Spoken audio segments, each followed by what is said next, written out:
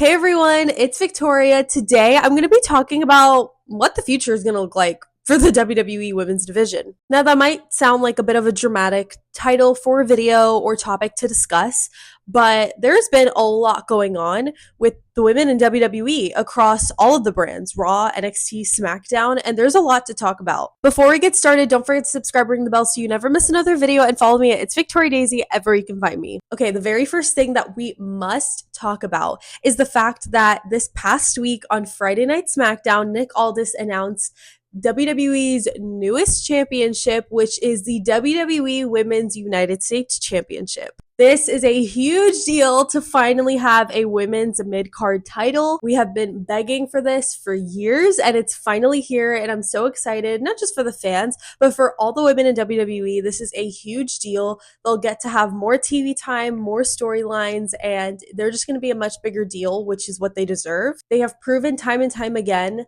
that they deserve this, that they want this, and I know the fans are proud.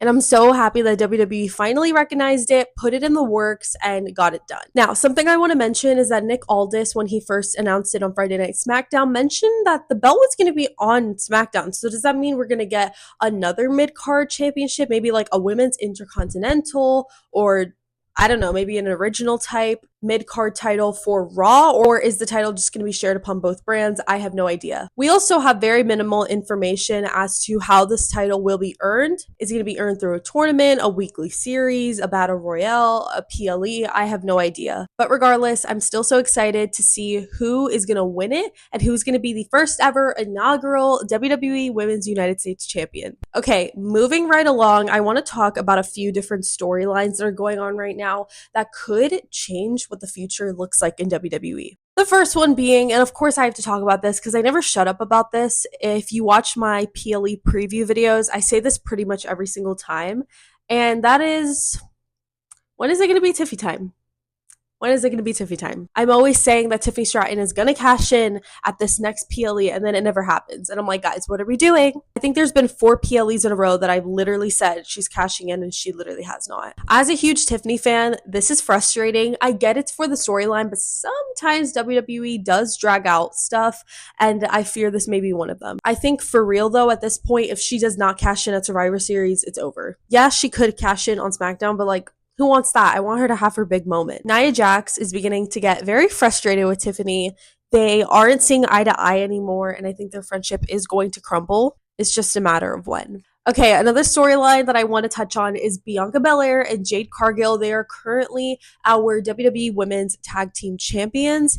Now, I said this in my unpopular opinions video, I think it was like a month or two ago. I literally said, flat out, they're holding each other back, and I stand on that. If you guys watched Jade Cargill in AEW, she was a menace. And if you saw Bianca Belair during her singles run before this, a menace. They are both A-class champions, and they deserve so much more. Now, I understand they're probably aiming to go Bianca versus Jade at WrestleMania is my guess. So if that is the case, then we still have some time. But it's getting a little stale. It's getting a little stale, and I think this could be a big ticket attraction, a big ticket main event. This is something we're all going to want to see. I know I want to see it. It's just a matter of who's going to turn heel. If you guys watched Bianca Belair in NXT back in the day, she was a heel, and she was a great one. Now, Jade's a great heel as well. I just don't know who's going to turn. I want it to be Bianca, but I also wouldn't mind it being Jade. I don't know. Let me know your thoughts down below on that. Okay, now we're getting to some emotional touchy situations. We've got Liv Morgan and Rhea Ripley. Now, you guys know Rhea Ripley's my girl. She's my favorite. And seeing her out with an injury once again for the 3rd time because of Liv Morgan pisses me off. It's not fair to Rhea. It's not fair to her fans. It's not fair to literally anybody that Liv is literally allowed to do this. We are not sure if that injury is for real or not. It's something like with her brain, and I'm like, I really hope that it's a work. Like, I really hope it's a work for the plot, for the show. But if it's real, I mean, she's cooked. She's cooked. And so now the question is, how long is Rhea going to be gone for? If this is a work, then I hope she's back by the Royal Rumble. Maybe she wins it, goes after Liv, gets her title at Mania, big moment, hip hip hooray. If this is a shoot and this is a real full blown brain injury, then I have no freaking clue when she's coming back. And as of right now, Liv Morgan is at the very top of the WWE Women's Division, which is something I never thought I'd see in my life. I've been watching Liv Morgan since Riot Squad days, even before that when she was a Jersey girl in NXT, and I would have never imagined that this girl would be like a double champ right now. Well, I can't fully say double champ because the Crown Jewel Championship, first of all, is locked away in Saudi Arabia right now. She's just got the ring. Also, that's not something you can defend, so I can't really say she's a double champ, but like she kind of is. Also, sprinkling in Raquel into all of this, we know that Raquel has a very long history with Rhea Ripley, especially when they were in NXT together. And Liv Morgan is currently being the puppeteer to Raquel right now. So I wonder if in the future we'll ever get anything between them. If one of them turns on each other, I have no idea. Okay, let's shift our focus away from the main roster and to NXT, because if you guys don't watch NXT, I don't know what you're doing. If you guys follow me on TikTok, you know that I always post vlogs at the Performance Center because I love going to NXT. I haven't gone honestly in like a hot minute. I probably haven't gone since the summertime, but I need to go soon because NXT is popping right now. There have been so many debuts. It is honestly a little overwhelming. We have Stephanie Vaquer, we have Julia, we have Delta, or now known as Zarya. Also, Jordynne Grace from TNA.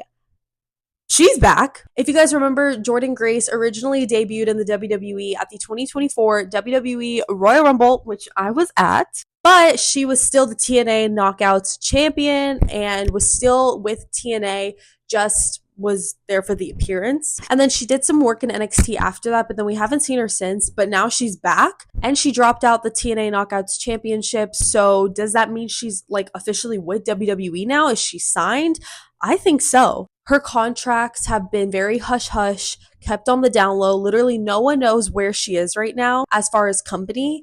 And I really hope that she is going to be a WWE superstar. I definitely think she could have some really great matches with a lot of great people, even on the main roster as well, when she finally makes her way up, if that's the plan. Also, we have to talk about Cora Jade and Roxanne Perez. You guys know I'm not a huge fan of Roxanne, but she is the NXT Women's champion, and WWE is pushing her and Cora a lot.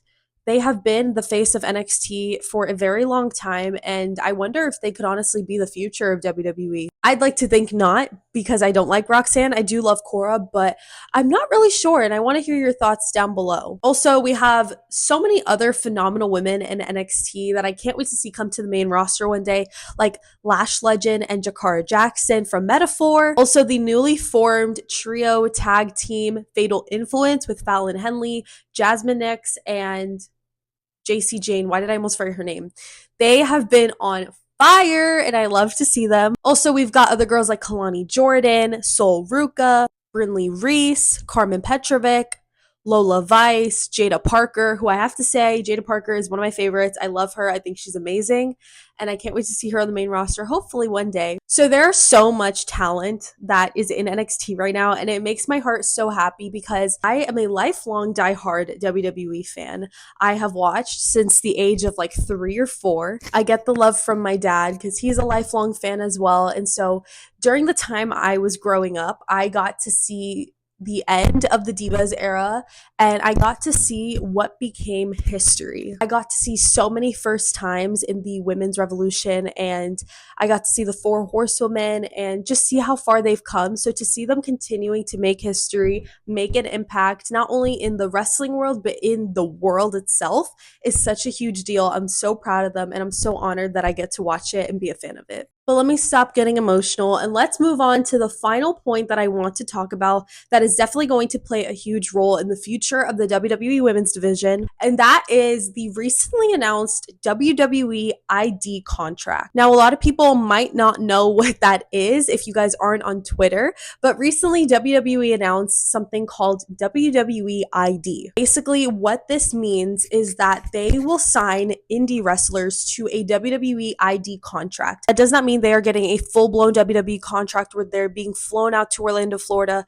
to go train at the PC and be in NXT. That's not what this is necessarily. They sign these indie wrestlers to the ID contract as prospects, people that they are looking at to hopefully sign a full-fledged contract one day. But what they do is maybe these are people that need a little bit more development or that they just want to keep their eye on for a little longer. So when they sign them to these ID contracts, they will be sent to different wrestling schools maybe around their area. And these are wrestling schools that are working with WWE. So like Booker T's wrestling school, Cody Rhodes's, Seth Rollins, there's a few others as well. So they will instead go and train at those wrestling schools, get trained by the best of the best, and then hopefully be able to have a WWE tryout, and then so on and so forth. Now, as of right now, the day I'm filming this, there have been 2 women currently announced for this WWE ID contract. One of them I know of, and the other I don't, but the one I do know of, her name is Zeta Steele. I love Zeta Steele. I've been following her for a while now, and I think she is absolutely phenomenal.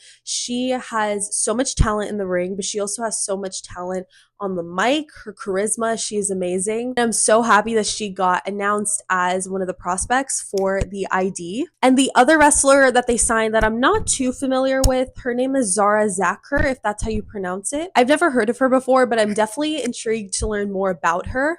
And the reason why this WWE ID contract situation is such a big deal for the future is because now they're going to be able to train people in the indies and hopefully bring them to WWE, which if you've been seeing the pattern in WWE the past few years, they've been focusing more on college athletes, but now they're also bringing it back to the indies, which I love as well. So with all that being said, in conclusion, WWE's women's division is absolutely on fire. On Raw, NXT, SmackDown, I am so proud of everything that they've done. I'm so honored to have been able to watch how far they've come and how far they will go. I love WWE. I love being a fan of them, and I love getting to see women's wrestling. It is one of my favorite things ever. There's so much going on, so much more that is coming, and I can't wait with the new Women's United States Championship, with all these storylines happening and the WWE ID contract, plus everything going on in NXT. There's just so much to look forward to and so much to watch.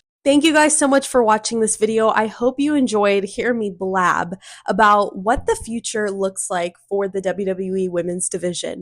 I think that WWE has the best women's division on the planet. And if I want to get more specific, I'll go as far as saying NXT has the best women's division, and I stand on that. I mean, you can't tell me they don't after they just signed Stephanie Vaquer, Delta, Julia, and now possibly Jordan Grace. I mean, they are on fire. But with that all being said, don't forget to subscribe, ring the bell so you never miss another video, and follow me at It's Victoria Daisy ever you can find me. Don't forget to celebrate the joy in what you love, and I'll see you in my next video. Bye!